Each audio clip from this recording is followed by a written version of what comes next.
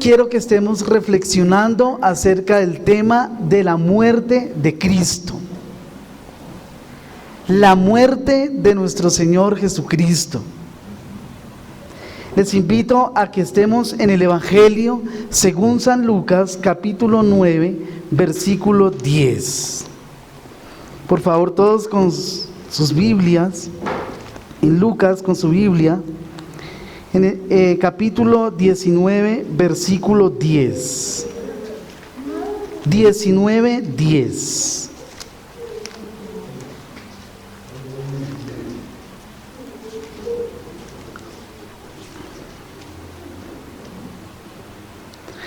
¿Algún hermano o hermana que desee leerlo, por favor? Porque el Hijo del Hombre vino a buscar y a salvar lo que se había perdido.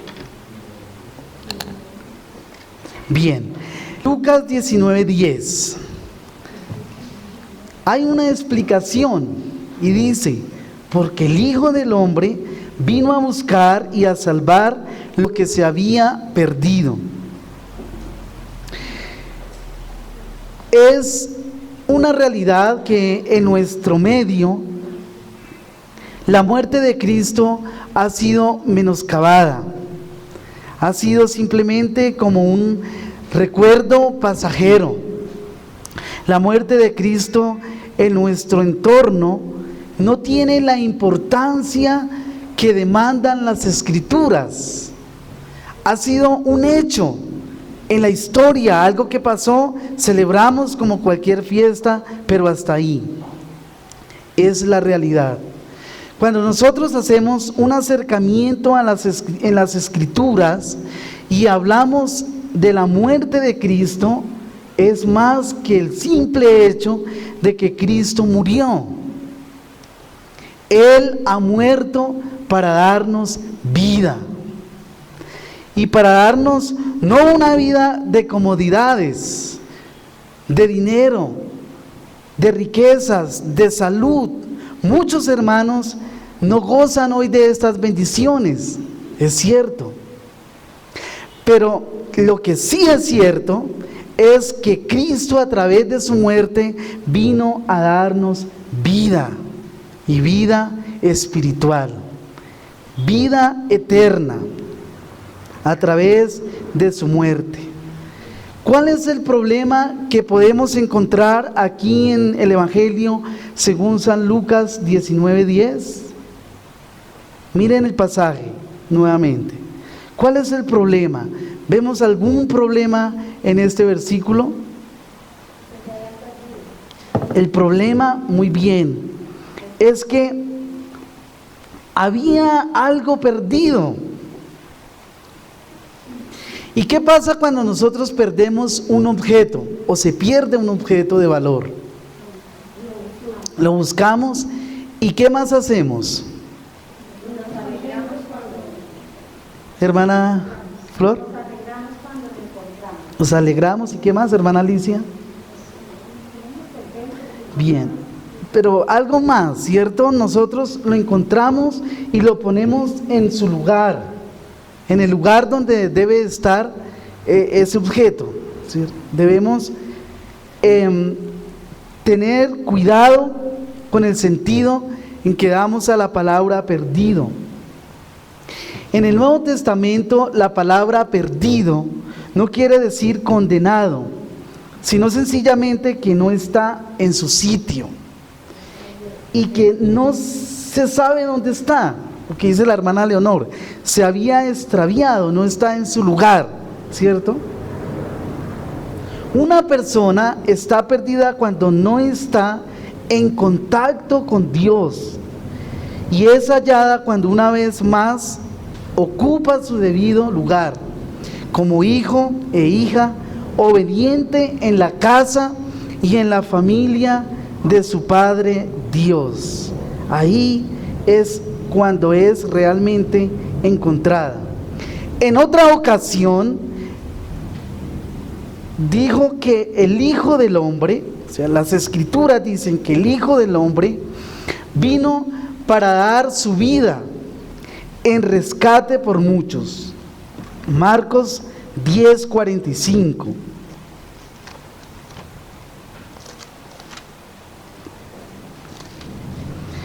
Evangelio según San Marcos 10:45.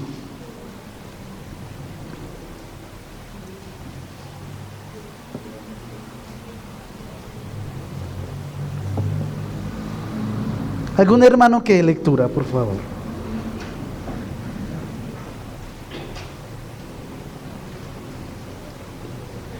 Porque el Hijo del Hombre no vino para ser servido, sino para servir y para dar su vida en rescate por muchos. Muy bien. ¿Para qué vino Cristo? Sí, para servir, ¿cierto? Y luego dice, para dar su vida. Esta es la idea principal, para dar su vida en rescate por muchos. A eso vino Cristo. ¿Cuál era el problema de la humanidad? Que estaba perdida, que estaba en pecado, que estaba en el sitio equivocado, como dice el comercial. Y Cristo vino a colocarnos en el sitio adecuado para salvarnos. Pero el propósito y la meta que cumple nuestro Señor Jesucristo en la salvación es que vino a darnos vida. Él también se dio a sí mismo por nuestros pecados para librarnos de este siglo malo. Gálatas 1:4. Cristo vino para librarnos, para rescatarnos del presente siglo malo, o sea, de este tiempo y de todos los tiempos hasta que Él regrese. Cristo vino a salvar a pecadores. Primera de Timoteo 1:15.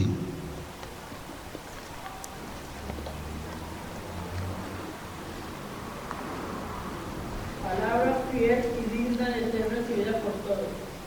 Que Cristo Jesús vino al mundo para salvar a los pecadores, de los cuales yo soy el primero. Bien, Cristo Jesús vino al mundo. ¿Para qué? Para salvar a los pecadores. El deleite de Dios es salvar.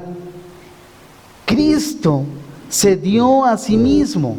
¿Para qué se dio a sí mismo Cristo?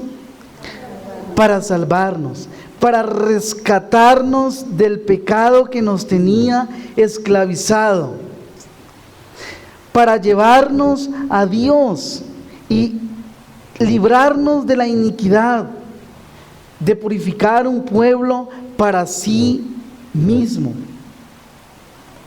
Tito 2:14.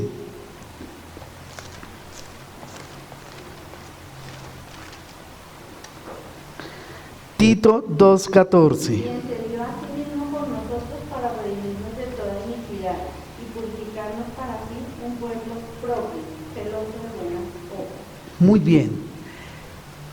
Cristo murió para hacer de nosotros un pueblo de Dios, pero un pueblo de Dios que no viva para sí mismo, que no esté centrado en sí mismo, sino en Dios, quien le ha rescatado.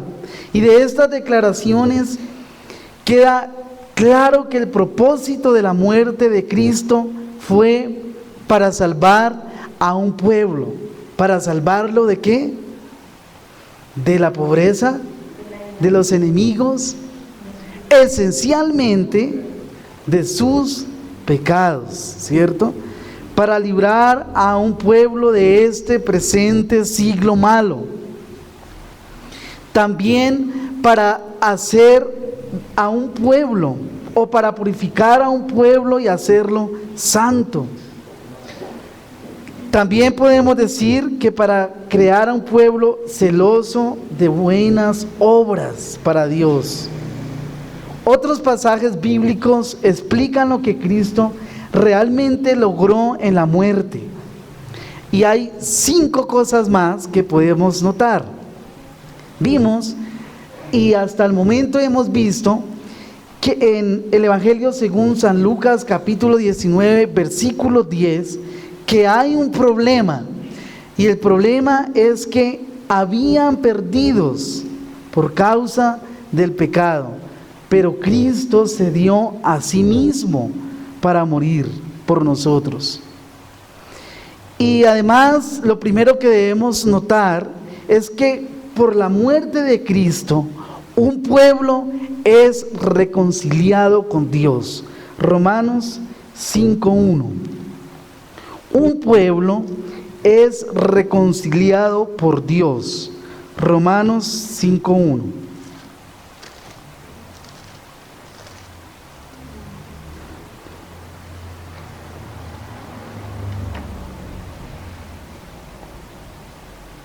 ¿Algún hermano o hermana que quiera leerlo? Justificados pues por la fe, tenemos paz para con Dios, por medio de nuestro Señor Jesucristo. Muy bien. Este texto nos ayuda para entender que algunas personas han considerado a Dios como un supremo forastero o desconocido, extraño, algo totalmente inalcanzable. En uno de los libros de Wills, que es un escritor poético, me encanta sus escritos, se encuentra la historia de un hombre de negocios, y este hombre, dice él, tenía la mente tan tensa que estaba al borde de la locura. Su médico le dijo que lo único que podía salvarle era encontrar la paz, pero que esa paz que él tenía que encontrar era en relación con Dios. Este hombre dijo admirado: ¿qué? ¿Pensar en ese de allá arriba en relación conmigo? Más fácil me parecería refrescarme el guarguero con la Vía Láctea. Para él, para este hombre, Dios era totalmente inasequible, inalcanzable. Dice Romanos 5:1: justificados pues por la fe, tenemos paz para con Dios por medio de nuestro Señor Jesucristo. Por la muerte de Cristo hemos sido reconciliados. ¿Y por qué hemos sido reconciliados? ¿Ustedes recuerdan? En la doctrina de la salvación, ¿por qué tenemos que ser reconciliados con Dios? Hemos sido elegidos desde antes de la fundación del mundo, ¿sí? Es parte. Muy bien. Éramos enemigos de Dios. Amábamos el pecado. Estábamos esclavos del pecado. Pero ¿qué necesitábamos? Un Salvador que nos reconciliara y estuviera de mediador para que nosotros pudiéramos encontrar la paz para con Dios. Hermanos y amigos que me escuchan, al creer en el perfecto sacrificio de Jesucristo por nuestros pecados, es decir, cuando no teníamos fe en nuestro Señor Jesucristo, estábamos en abierta enemistad con Dios. Nuestro pecado atraía la ira de Dios sobre nosotros, pero Cristo con su sacrificio removió esta ira. También por la muerte de Cristo, un pueblo es totalmente perdonado y justificado. Vamos a ver Romanos 3:24.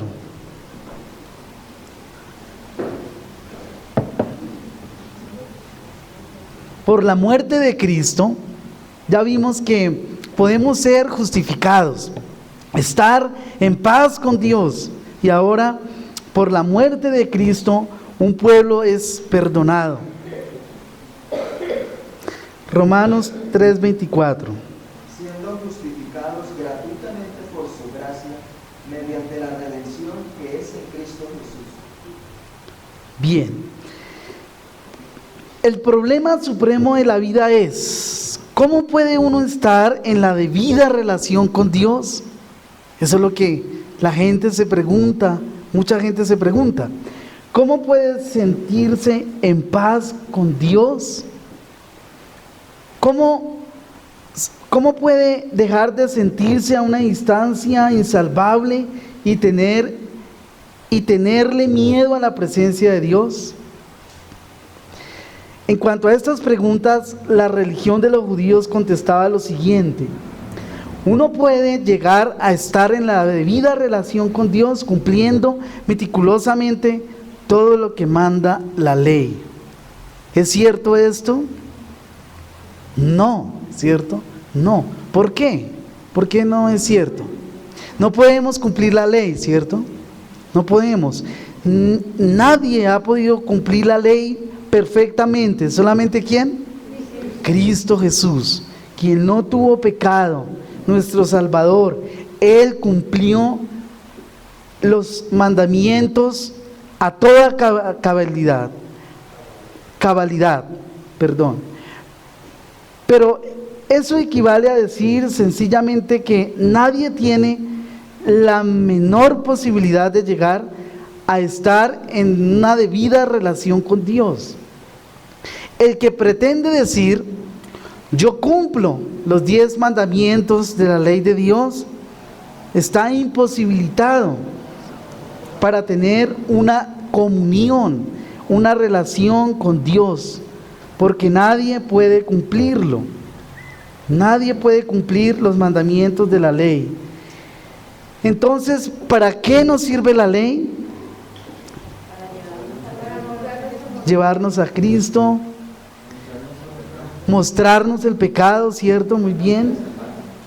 Sí, esa es la realidad. El propósito de la ley es hacernos conscientes de nuestra debilidad y pecado. Entonces, ¿es imposible llegar a Dios? Todo lo contrario, porque el camino que nos lleva a Dios no es el de la ley, sino el de la gracia. De gracia, gratuitamente, Dios ha querido que nosotros tengamos comunión con Él, y que gocemos de su salvación, no por las obras, sino por la fe. Pablo nos pone el ejemplo del tribunal, los que llamamos justificación. En este ejemplo se piensa que el hombre se encuentra ante el tribunal de Dios, y la palabra griega que traducimos por justificar, que es dikaion, con K, dikaion. Todos los griegos terminados en un quieren decir no hacer a alguien algo, sino tratar y considerar a uno como algo, como importante, ¿no? Ese es el sentido. Si se presenta ante el juez uno que es inocente, ¿el juez qué hace? Lo declara inocente, ¿cierto? Es lo más posible. Declara inocente. Pero el caso que se presenta ante Dios es que es totalmente culpable. Y sin embargo Dios, en su infinita misericordia, le trata y le considera como si fuera un inocente. Eso es lo que quiere decir la palabra justificación. Cuando Pablo dice que Dios justifica al malvado, quiere decir que Dios lo trata como si él fuera bueno. Y eso era lo que escandalizaba a los judíos hasta el colmo. Para ellos eso solo sería un juez inicuo, totalmente inicuo, alejado de Dios. Pero Pablo dice que eso es precisamente lo que Dios hace con el pecador. ¿Cómo puedo yo saber que Dios es así? Porque Cristo lo dijo. Fue manifestado a través de nuestro Señor Jesucristo. Él vino a decirnos que Dios nos ama, aunque seamos malos, ¿cierto? Y pecadores. Vino a decirnos que aunque seguimos aún siendo pecadores, somos queridos por Dios. Hermanos, y cuando descubrimos eso y lo creemos, se cambia radicalmente nuestra relación con Dios. Se debe cambiar. Somos conscientes de nuestro pecado, pero ya no estamos aterrados ni alejados de Dios, sino que tenemos una comunión con el Señor, una comunión restaurada por la justificación que Cristo ha hecho por nosotros. Nosotros no pudimos pagar ese precio, pero Cristo lo pagó. Quebrantados y arrepentidos acudimos a Dios, como viene a su madre un niño triste, y sabemos que el Dios al que venimos también es amor, y Él salva a pecadores. Eso es lo que quiere decir la justificación también, por la fe en nuestro Señor Jesucristo. Quiere decir que estamos en la debida relación con Dios. ¿Por qué? Porque creemos de todo corazón que lo que Jesús nos ha dicho de Dios es verdad. Y como resultado, ya no somos extraños que tienen terror a un Dios airado.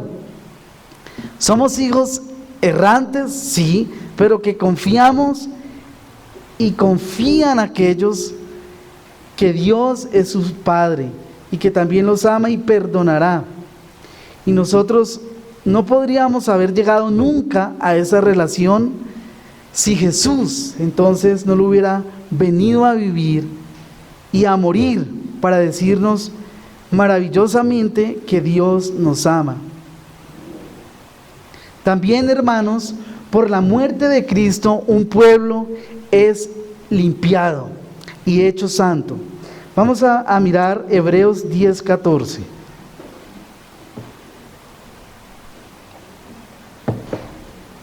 Hebreos 10:14.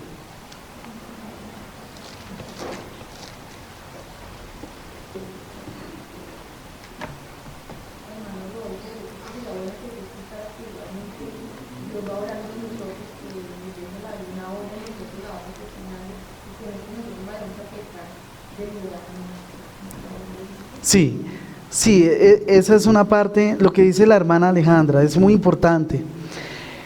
Cristo murió por nosotros, pero es un proceso en la santificación en que no somos totalmente liberados del pecado, ¿no?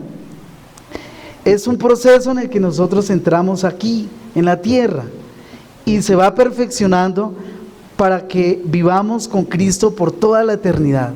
Esa es la idea. Entonces, leamos Hebreos 10:14.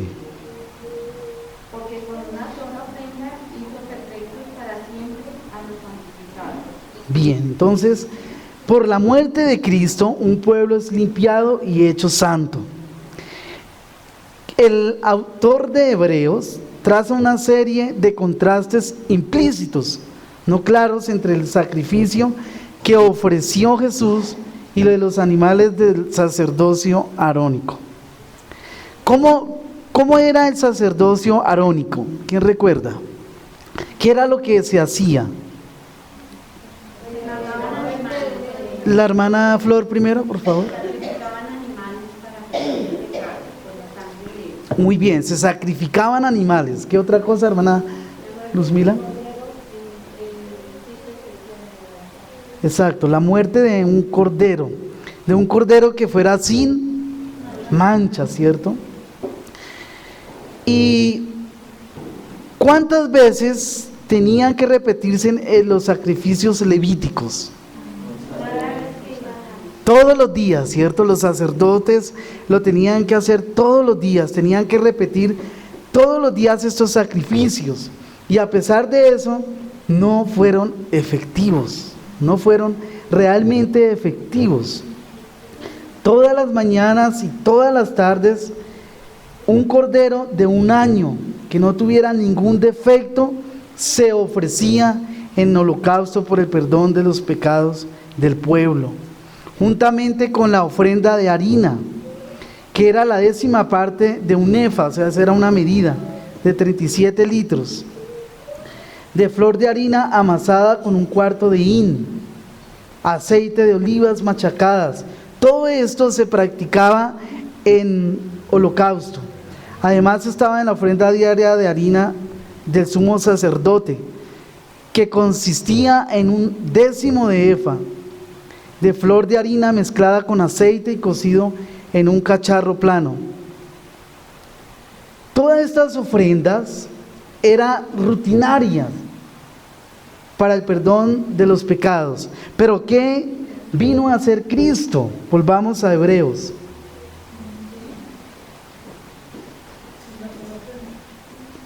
Una sola ofrenda, ¿cierto? Hemos leído Hebreos 10:14 y aquí nos dice: porque con una sola ofrenda hizo perfecto para siempre a los santificados. Quiere decir, hermanos, que Cristo vino a abolir esta ley o estas prácticas de ofrendas para el perdón de pecados. ¿Cómo lo vino a hacer? En su muerte, en la cruz, y fue aceptada por Dios una vez y para siempre. Los sacerdotes pueden seguir haciendo esos sacrificios y lo hacen, pero no garantiza la salvación de nuestras almas. Solamente Cristo puede salvarnos del pecado. Esta práctica de los judíos en aquella época era una rutina continua, pero también fatigosa. El proceso no tenía fin y lo malo era que dejaba al pueblo tan culpable de pecado y alejado de Dios como antes.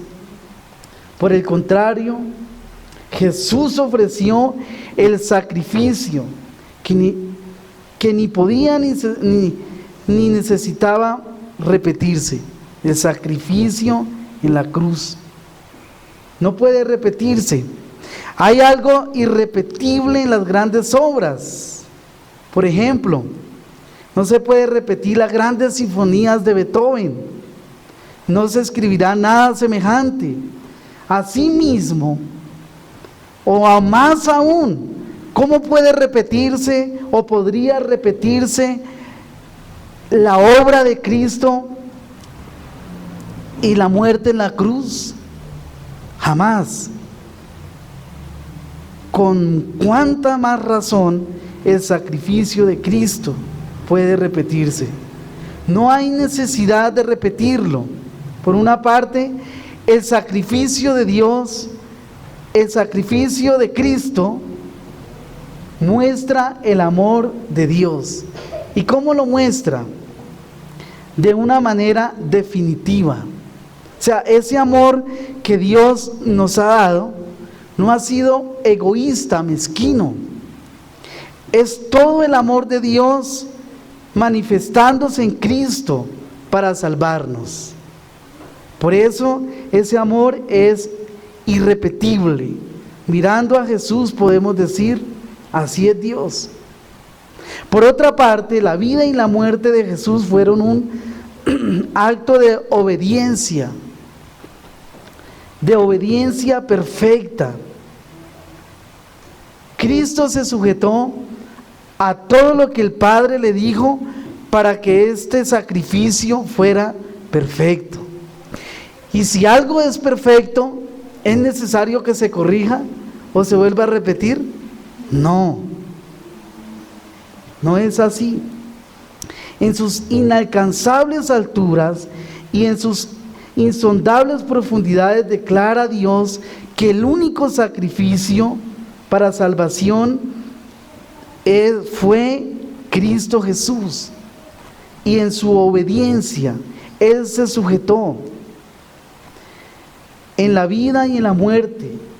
Ese precisamente fue el sacrificio que Dios recibió, de tal manera que la perfección no se puede mejorar.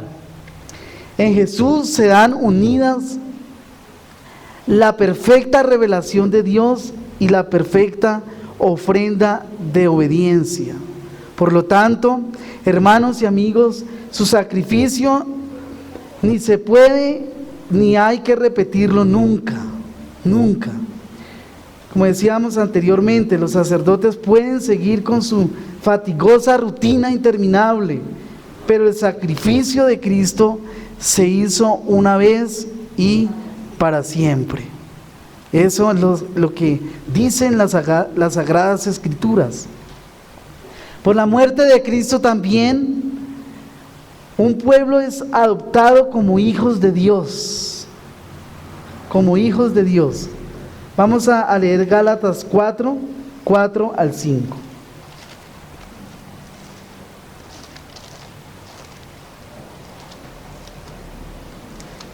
Gálatas 4, 4 al 5.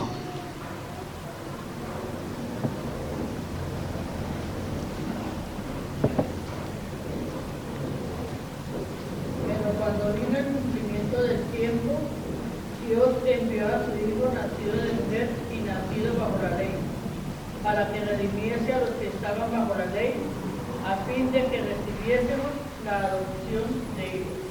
Muy bien, entonces, por la muerte de Cristo un pueblo es adoptado como hijos de Dios. Y esto es en cuanto a hijos espirituales, no por creación, porque todos los seres humanos somos creación de Dios, pero hijos espirituales son aquellos por los que Dios, o son aquellos a los que Dios ha redimido y los ha unido a la iglesia, a su cuerpo. Somos hijos espirituales, los que hacemos la voluntad de Dios. Somos hijos los que amamos a Dios y los que escuchamos su voz. ¿Y qué hacemos? Nos esforzamos por obedecer. ¿Seguimos pecando? Sí. Las secuelas del pecado de la vida antigua siguen reclamando su lugar, pero no cedemos completamente, porque Dios nos da el poder para hacerlo. Somos hijos de Dios, herederos y coherederos en Cristo Jesús. Y última parte, para terminar: por la muerte de Cristo, un pueblo es glorificado y recibe la vida eterna. Por la muerte de Cristo, un pueblo es glorificado y recibe la vida eterna. Hebreos 9:15.